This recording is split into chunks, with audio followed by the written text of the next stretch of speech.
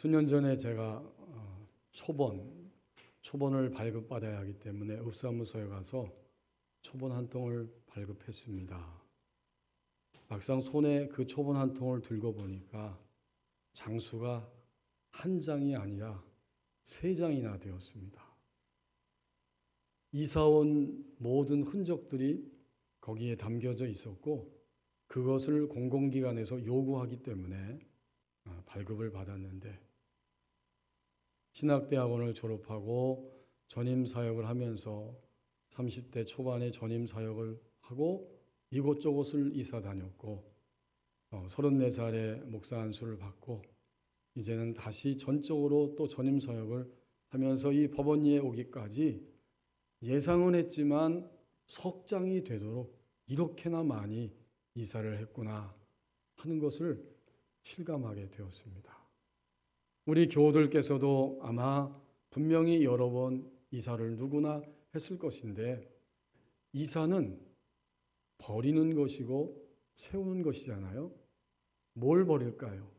낡은 것, 필요 없는 것을 이사하면서 당연히 버리게 되고, 새로운 곳에 들어가서 이제는 새로운 것과 필요한 것을 채우게 됩니다.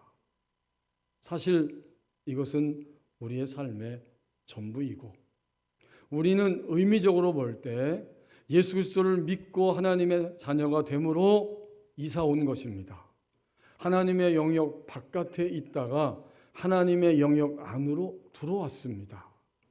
그때부터 그리스도인의 일생은 버리는 것과 채우는 것으로 끊임없이 반복되지 않습니까?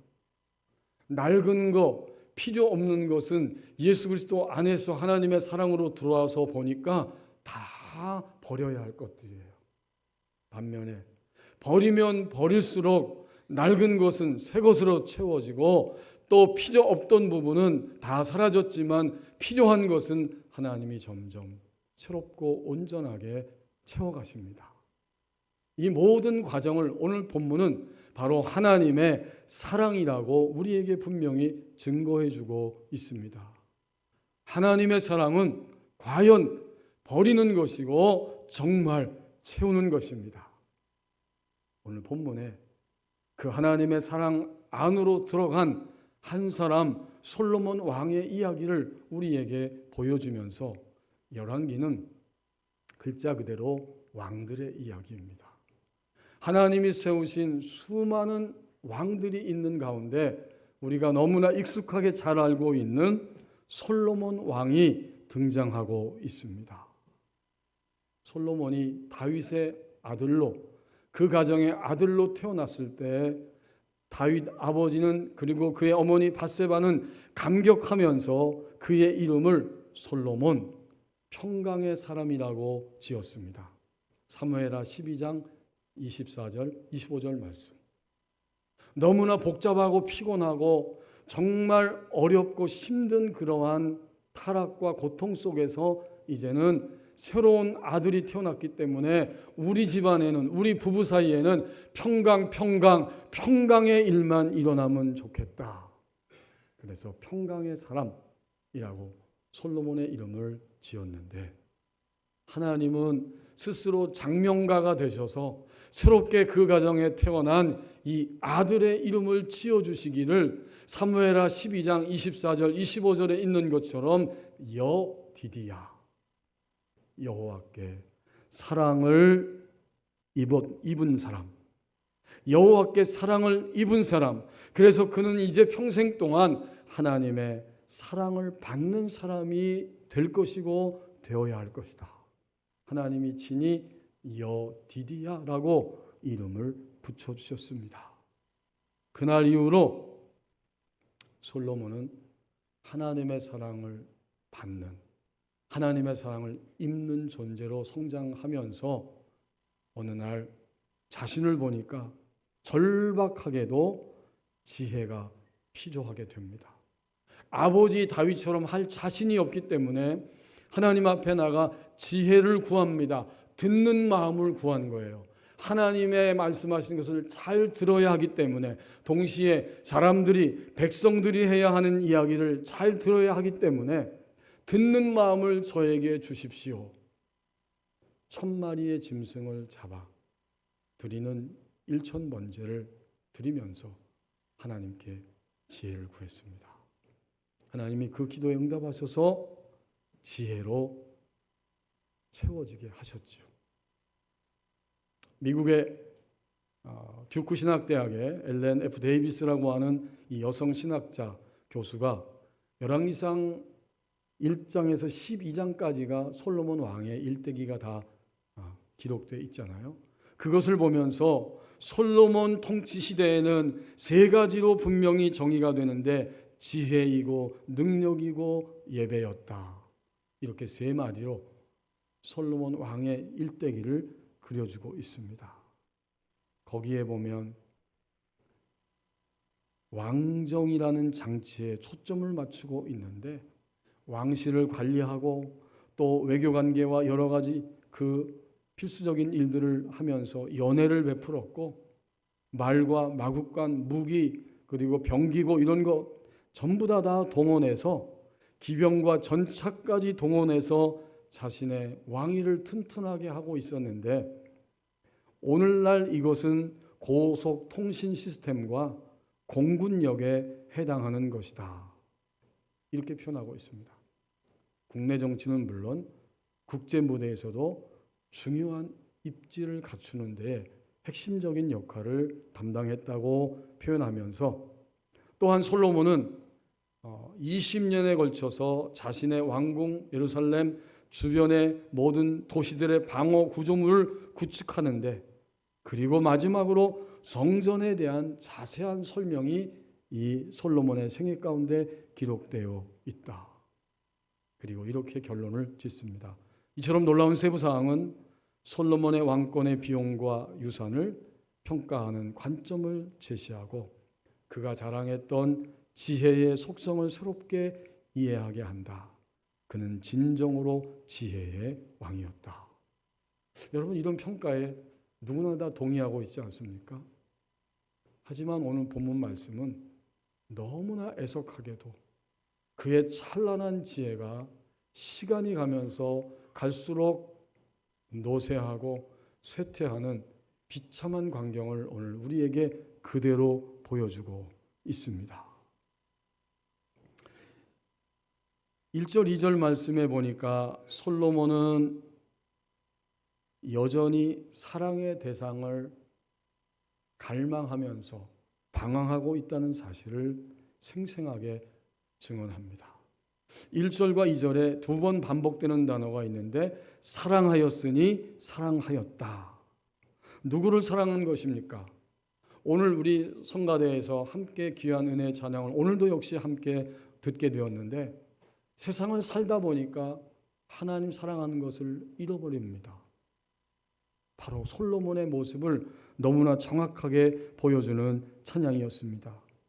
그래서 1절에 보면 솔로몬 왕이 바로의 딸 외에 이방의 많은 여인을 사랑하였다.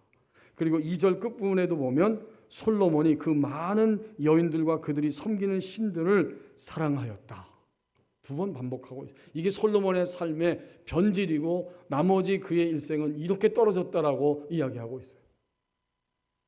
요 사랑하였다는 말은 여러분 그냥 단어가 아니고 결혼 관계에서 쓸 수 있는 단어입니다. 이렇게 사랑의 대상을 여전히 추구하며 그가 살고 있습니다. 우리는 금방 이 본문을 통해 깨닫습니다. 결국 솔로몬이 1절에 있는 것처럼 합법적으로 결혼식을 한 것은 애굽 나라의 공주인 바로 왕의 딸이죠. 열왕기상 3장 1절에 등장합니다. 솔로몬이 바로 왕의 딸을 사랑해서 함께 결혼하고 결혼관계를 유지했지만 시간이 가면서 이렇게 수많은 여인들을 사랑하였다. 이것은 곧 하나님의 사랑의 영역 안에 들어온 한 그리스도인이 그날 이후에 하나님이 사랑의 대상이기도 하지만 여전히 그 안에 다른 사랑의 대상을 갈망하고 추구하고 있다는 사실을 분명하게 보여주시는 말씀입니다. 그냥 여러분 우리는 이 솔로몬 이야기를 읽으면서 솔로몬이 많은 여인을 사랑했대, 이 정도가 아니죠. 이것은 하나님의 사랑의 영역 안에 들어온 한 그리스도인, 그리고 한 그리스도인인 나 자신이 여전히 마음속에, 영혼 안에, 나의 인생 전부 가운데 사랑의 유일한 대상이 하나님이심에도 불구하고 다른 어떤 것에 뭔가 더 크고 엄청난 사랑이 있을 것처럼 갈망하며 속아서 쓰러지고 넘어지는 그런 모습을 우리에게 보여주고 있는 장면입니다. 솔로몬이 태어나자마자 여호와께 사랑을 입은 자, 여호와께 사랑을 받은 자가 되었습니다. 이게 뭘까요? 우리가 예수 그리스도 안에서 하나님의 백성이 되었을 때 우리는 이미 태어나는 순간, 예수 그리스도를 믿는 순간에 하나님이 다 이루어 놓으신 구원의 역사 속에 들어온 것입니다. 인간이 할 일이 없어요. 태어나는 순간, 예수 그리스도를 믿고 하나님의 새로운 피조물로 거듭나는 순간에 우리는 어떤 존재냐면 하나님이 완벽하게 이루어 놓은 구원의 역사 안에 들어왔습니다. 그리스도인의 축복과 출발은 바로 이것이죠. 우리가 그런 존재가 되었어요. 그럼에도 불구하고 솔로몬이 지금 사랑의 대상을 찾아 헤매며 살아가고 있는 모습처럼 우리는 다른 사랑의 대상을 갈구하며 이 땅을 살아가고 있지는 않습니까? 오늘 아침 예배하면서 불편한 마음으로, 아쉬운 마음으로, 불안의 마음으로, 근심하는 마음으로, 유혹받는 마음으로, 눌리고 상한 마음으로 하나님 앞에 나왔다면 우리는 여전히 하나님 외에 다른 사랑의 대상에 휘둘리면서 살아오고 있었다는 증거입니다. 자, 하나님 사랑은 놀라워요. 태어나는 순간 하나님이 이미 이루어 놓은 객관적인 구원의 역사 안에 들어온 존재가 되게 하셨고, 그 다음부터는 어떻게 하시느냐? 이제는 나 한 사람 한 사람에게 붙어 있는 모든 죄악과 불신앙적인 것들을 매일매일 털어내시고 씻어내시고 처리해 가시는 나 한 사람만을 위한 주관적인 구원의 역사를 이루어 가십니다. 이게 하나님의 구원의 역사예요. 지금까지 살아오면서 우리의 실패와 우리의 연약함과 우리의 악함들을 우리는 스스로 발견합니다. 하나님은 그런 것들을 하나씩 하나씩 끄집어내시면서 그것들을 우리 인생 다 하는 날까지, 어거스틴이 표현한 것처럼 하나님은 이 세상에서 오직 사랑의 대상이 나 하나인 것처럼 그렇게 나를 사랑하십니다. 그게 바로 하나님이 우리 각자에게 향하신 주관적인 구원의 역사입니다. 하나님이요, 우리를 가장 잘 아시기 때문에 나의 약점도, 나의 죄악성도, 나의 어리석음도, 어둠도 다 아시기 때문에 매일매일 우리에게 주어진 이러한 하루하루의 환경 속에서 나를 처리해 가시는 거예요. 지난 일주일 동안 어떻게 살아오셨습니까? 하나님의 완전한 사랑이 있지만 우리는 이 사랑을 믿지 못했고, 믿지 못해서 불안하고 의심하고, 그래서 유혹받다가 다른 곳으로 달려가기도 하고 여러 가지 일들을 경험하며 살았을 것입니다. 하나님은 그 일을 통해서 우리가 진정으로 하나님을 볼 수 있는 존재로 만들어 가십니다. 이것은 하루아침이 아니에요. 우리가 일생 동안 이 세상을 살아가는 동안 하나님은 이런 주관적인 구원의 역사를 우리 한 사람 한 사람을 놓치지 않고 이루어 가십니다. 자, 그러니까 오늘 이 본문의 1절, 2절 말씀은 어떻게 솔로몬이 이렇게 수많은 여인들을 사랑하며 그들을 위해서 자신의 시간과 에너지를 낭비하는 이렇게 어리석은 일에 빠질 수 있을까 의문이 듭니다. 그 찬란한 지혜가 다 소용이 없어요. 그가 지혜자이지만 상황이 닥쳤을 때 그의 마음 깊숙한 곳에서부터 흘러나오는 모든 죄성과 악성과 독성과 연약함들은 여인들을 향해 달려가게 만들었다는 것입니다. 그래서 우리는 깨닫습니다. 솔로몬의 이 모습은 우리가 주님을 믿고 난 이후에도 여전히 내 속에 자리 잡고 있는 이 모든 것들이 다 깨끗하게 새로워질 때까지 우리는 주님의 사랑 안으로 들어가는 존재구나. 여전히 주님 믿지만 우리는 아쉬워해요. 여전히 주님 믿지만 우리는 불평해요. 그리고 여전히 주님을 믿지만 주님을 앞세우지 않습니다. 이 깊숙한 곳에 주님보다는 내가 더 지혜롭습니다. 그래서 주님의 판단을 구하지도 않고 구하지도 못하고 나의 판단을 따라서 사는 이런 힘들이 내 깊숙한 곳에 여전히 작용하고 있습니다. 이것이 오늘 솔로몬 왕이 이방 여인을 추구하는 모습 속에서 나를 보게 하시는, 나를 깨닫게 하시는 하나님의 음성입니다. 만약 솔로몬이 그의 많은 일생을 살면서 이 11장에 등장하는 이 행동만 보이지 않았다면 얼마나 감사하고 아름다운 일이었겠습니까?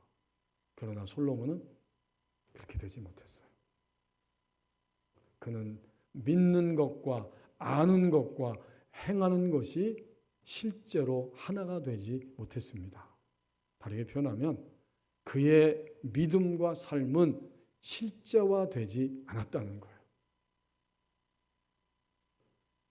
솔로몬이 구원받은 이야기부터 시작해서 솔로몬이 노년을 향해 가고 있는데 아직까지 그가 말하는 것과 믿는 것과 행동하는 것이 하나님의 말씀대로 이어지는 실제화되는 과정과는 거리가 멀었다는 겁니다.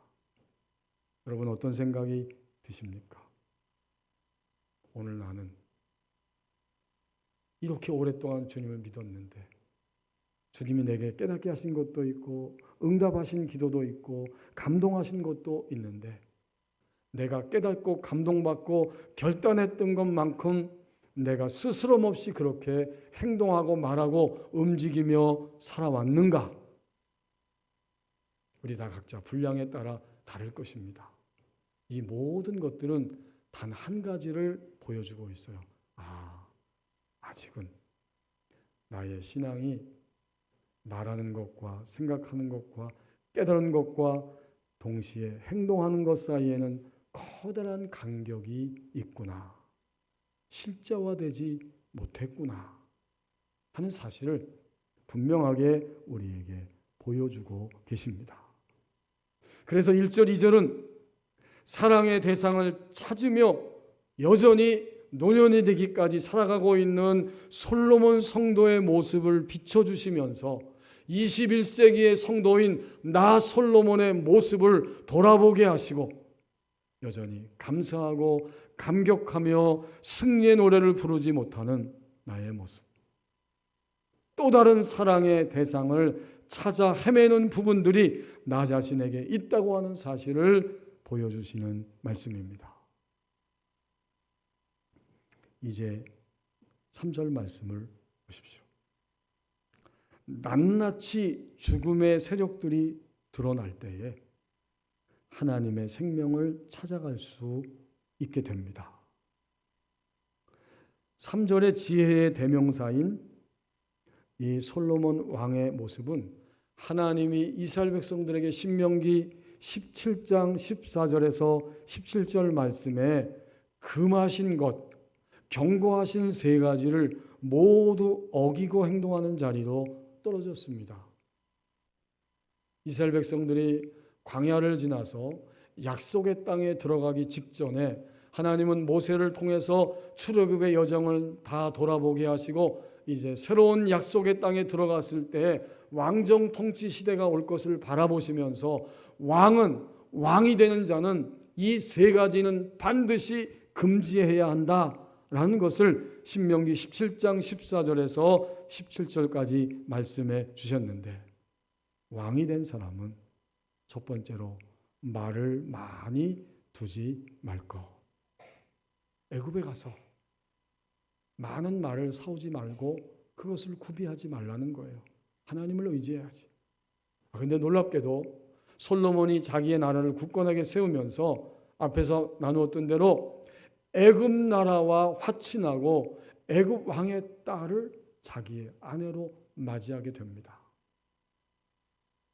그는 말을 많이 두는 문을 활짝 열어놓은 것입니다. 두 번째는 아내를 많이 두어 미혹되지 말아야 한다. 이게 왕의 필수적인 일이에요. 세 번째는 은금을 자신을 위해 쌓아두지 말아라. 여러분 어떠세요? 과거에나 현대에나 미래에도 왕이 있다면, 통치자가 있다면, 나라의 공무원들이 있다면, 고위직에 있는 사람들이 있다면 누구든지 이 세 가지는 항상 금하고 조심해야 할 것이다. 이 세 가지를 솔로몬은 다 어기고 던져버리고 맙니다. 3절이 그 대표적으로 이렇게 말씀하고 있죠. 왕은 후궁이 700명이요 첩이 300명이라. 여기 이 후궁은 정확하게 말하면 바로 결혼한 왕비를 의미하는 단어입니다. 아내를 많이 둔 거예요. 그것도 모자라서 300명의 첩들을 더 자신을 위해서 두었다고 말씀합니다. 이 1000명의 숫자가 의미하는 것이 분명히 있을 것입니다. 솔로몬이 700명의 후궁과 300명의 첩을 두어서 1000명의 여성들의 사랑을 갈망하고 그들과 사랑하면서 살았다고 할 때 이 숫자의 의미가 무엇이겠습니까? 이것은 하나님의 사랑 안에 들어온 나, 그리스도인 된 내가 아직까지 깊게 내가 사로잡혀 있는 것들이 있다는 거예요. 이게 후궁 700명을 생각할 때 먼저 깨닫게 되는 사실입니다. 굉장히 많죠.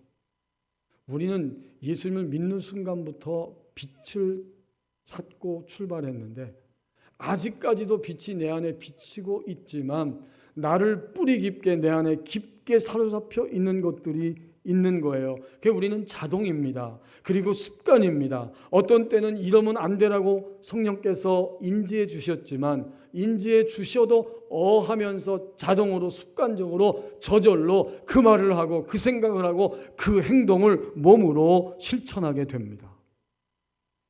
이게 한두 가지가 아니고 그만큼 뿌리가 깊다고 하는 것을 700명의 후궁이라는 숫자를 통해서 우리에게 지금 보여주고 있어요. 우리는 남편을, 아내를, 아무개를 생각하지 마십시다. 오늘 내가 여전히 뿌리 깊게 사로잡혀 있는 게 있어요. 내가 화가 나면 주님 필요 없습니다. 주님의 말씀도 나를 제어하지 못합니다. 사실은 주님의 말씀이 나를 제어하지만 내가 휘둘리는 거죠. 우리 다 각자 뿌리 깊게 여전히 자동이에요. 그리고 습관이에요. 성령님이 빛을 아무리 주셨지만 아직은 내가 그 빛을 거부하기 때문에 내가 억울하고 내가 화나고 내가 답답하고 내가 원치 않기 때문에 그 말씀을 즉시로 받아들이고 그 말씀대로 말하고 움직이지 않습니다. 이 굉장히 깊이 사로잡혀 있는 거예요. 이것이 무엇인지 이 시간에 그 정체를 하나님 우리가 깨닫고 알기를 원하십니다. 그러면 첩 300명은 또 무엇이겠습니까? 작아 보이지만 계속 끈질기게 평안과 능력으로 움직이지 못하고 괴롭힘을 당하고 있는 나의 내면과 나의 행동입니다. 좀 작아요. 다른 사람도 잘 몰라요. 나 자신도 어느 땐 몰라요. 그렇지만 지나고 조금만 되돌아보면 계속해서 끈질기게 주님을 믿는 평안과 주님의 능력이 가려지도록 하는 나의 이런 부분들이 여전히 있어서 괴롭힘을 당합니다. 누가요? 나 자신이. 하나님의 사랑은 완전한데 완벽함에도 불구하고 나는 여전히 괴롭힘을 당하며 살고 있습니다. 이것이 바로 300명의 첩들이 나를 장악하고 있는 부분들을 드러내시는 주님의 음성입니다. 우리는 이 1000명의 숫자를 바라보면서 깨닫습니다. 이 모든 것들은 그만큼 내 안에 주님의 사랑을 신뢰하고 누리고 증거하지 못하게 하는 죽음의 세력들이 있다는 것이고, 두 번째는 일평생 동안 이것은 처리받는 과정이고 처리받는 자가 복되다 하는 의미입니다. 그러니까 이 1000명은 복된 거예요. 우리가 1000명이나 있다고 하니까 조금 심각하게 나를 볼 수 있게 됩니다. 우리는 가정에서 볼 수 있습니다. 남편과 아내 사이에서. 우리는 직장에서도 볼 수 있고요. 교회 안에서도 성도들 간에 제 자신을 포함해서 우리 모두가 다 내 안에 무엇이 여전히 자리 잡고 있는지를 피차간에 볼 수 있게 되고, 이것은 처리를 받아야 하는 것이고 처리받는 자는 진정으로 복됩니다. 여기까지가 끝이라면 우리는 너무나 많이 힘들고 섭섭합니다. 이 숫자는 그 다음 의미를 말해주고 있어요. 우리가 어느 시간쯤 되면, 주님을 믿고 나서 어느 인생을 살아갈 쯤 되면 후에는 자기 자신을 처리하는 일에 훨씬 관심을 먼저 기울이게 되고 스스로 훈련을 하면서 인생을 살아가게 됩니다. 다른 사람 이렇다 저렇다 말하기 전에 나를 돌아보기가 바쁩니다. 내가 더 이상 손해보고 빼앗기고 탈취를 당하고 다른 사랑의 대상에 휘청거리면서 헤매는 삶을 나는 더 이상 살고 싶지도 않고 살아서도 안 됩니다. 이 절박감이 우리 안에 찾아오게 됩니다. 이게 700명의 300명에 담겨있는 우리를 향해서 도전하시는 주님의 음성입니다. 일찍이 초대교회 그리스도인들은 이것을 알고 있었기 때문에 이미 여러분과 함께 이 말씀을 나누었지만, 사막으로 가서 주님을 더 온전히 만나고 싶었던 기독교 초기에 2세기, 3세기, 4세기에 사막 교부들이 있었고, 그 가운데 에바그리우스, 기원후 345년에서 399년까지 살았던 그는 그리스도인들을 공격하는, 유혹하는 나쁜 생각, 그리고 에베소 6장 16절 말씀을 인용해서 불화살과 같은 나쁜 유혹하는 생각들이 8가지가 있다고 범주화시켜서 우리에게 소개를 했습니다. 탐식, 음욕, 탐욕, 슬픔, 분노. 여러분, 우리가 이거 다 번쩍번쩍 이해가 되는 거죠?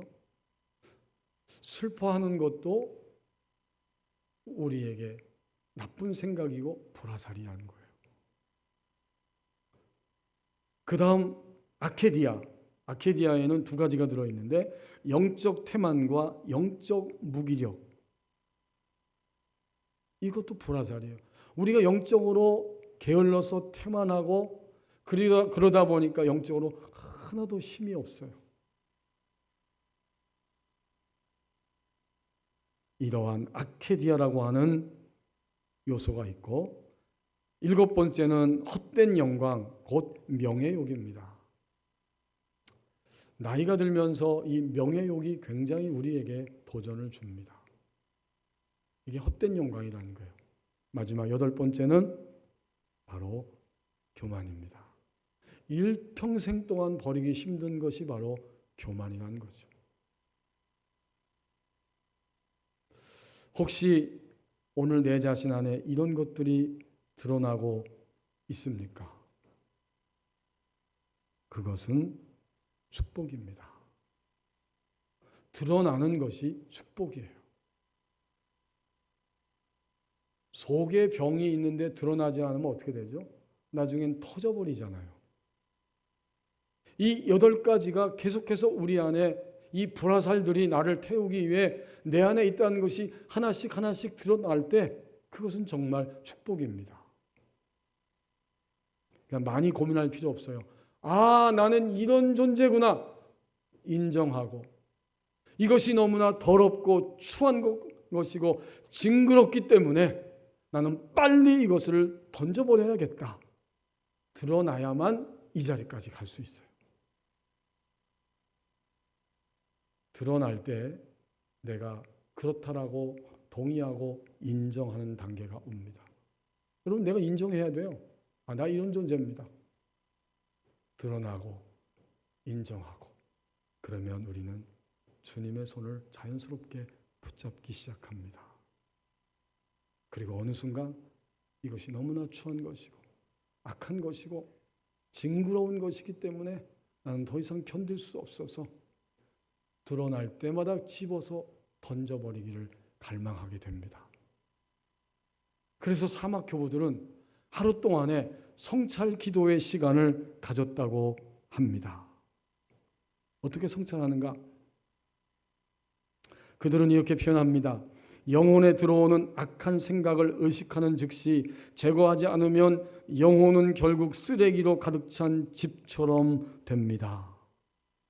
하나님이 아닌 다른 어떤 것에도 마음을 빼앗기지 말고 항상 깨어 있어야 합니다. 이것을 실천하기 위해서 우리가 이미 이 말씀을 나누었죠. 수도사들은 그들의 언어와 행동을 점검하면서 습관적인 결점을 개선하기 위해 아침마다 깨끗한 돌 10개를 오른쪽 주머니에 넣고 하루를 쓱 시간을 지나가다가 다시 습관적인 행동과 생각과 언어가 나오려고 할 때마다 그 돌을 왼쪽 주머니에 옮겨 놓습니다. 아침에 시작해서 점심때가 되면 돌이 몇 개가 오른쪽 주머니에서 왼쪽으로 옮겨졌는가. 그리고 저녁 식사 전에도 살펴보고 잠들기 전에도 그것을 살펴보는 일을 했습니다. 돌의 숫자를 세어본 것입니다. 이것은 자기를 살펴봄, 자기 성찰의 구체적 실천이었어요. 오늘 솔로몬의 이러한 모습을 바라보면서 우리도 어떻게 하면 이 악하고 추하고 더러울 뿐만 아니라 징그러운 것들, 이것을 던져버릴 수 있을까를 깨닫게 됩니다. 우리는 매일 자기 성찰, 자기를 잠깐 살펴보는 성찰의 기도를 하루 동안에 드릴 수 있게 됩니다. 어렵지 않습니다. 점심시간이 됐을 때 또는 저녁시간이 됐을 때 언제든지, 아니면 아침부터 저녁까지 생활한 다음 시간이 조금이라도 되면 점심때까지 그리고 저녁때까지 나눠서 해도 괜찮습니다. 어떻게 이렇게 성찰 기도를 드리면서 일상에서 하나님의 생명을 찾아갈 수 있을 것인가? 첫 번째 과정은 가장 감사했던 순간을 느끼게 해달라고 잠깐 기도를 하는 것입니다. 그러면 나라고 하는 존재가 하나님과 연결돼 있습니다. 나라고 하는 존재가 홀로가 아니고 하나님과 연결돼 있고, 다시 나는 나 홀로가 아니라 이 땅에서 가족과 나를 제외한 모든 이웃들과 연결돼 있는 존재구나. 이것을 느끼게 되고 또 한 번 살아가는 생명을 얻는 경험이 됩니다. 가장 감사했던 순간을 내가 느끼게 해주세요. 이 시간 동안 살았는데 기도하는 것이죠. 이제 두 번째, 가장 적게 감사한 순간을 마음으로 느낄 수 있도록 기도하는 것입니다. 이것도 역설적이에요. 왜 이렇게 기도해야 될까요? 내가 가장 적게 감사했던 순간이 내 속 안에서도 부글부글 일어났던 그 순간이 언제입니까? 라고 기도할 때 우리는 연결이 끊어졌었구나. 내가 하나님과 연결이 끊어졌고 나 외의 모든 사람 이웃들과 연결이 끊어진 존재처럼 살아가고 있었구나 라는 사실을 분명히 의식하게 됩니다. 마지막 세 번째 과정은 무엇을 경험했든지 오늘 하루 허락된 시간 안에서 경험한 모든 것에 대해서 하나님께 감사 기도를 드리는 것입니다. 복잡하지 않죠? 이렇게 자기 성찰을 할 때마다 하나님으로부터 들어오지 않은 것들이 내 안에 700개, 300개, 1000개나 된다는 것을 하나씩 의식하게 되고 알게 되고 그것을 들어서 즉시로 던져버리는 이런 놀라운 축복의 삶을 향해 걸어가게 될 것입니다. 자기 성찰의 마지막 단계는 가능하다면 다른 사람들과 이러한 기도를 드렸고 자기 안에 들어왔던 깨달음들을 함께 나누고 싶은 만큼 나누는 시간을 갖는 것입니다. 이러한 과정을 통해서 우리는 분명히 하나님의 사랑이 내 안에 점점 충만해지고 나도 하나님의 사랑을 향해 성큼성큼 걸어가는 진정한 그리스도인의 삶을 살아갈 수 있게 될 것입니다. 사랑은 하나님의 생명 이야기입니다. 기도하겠습니다.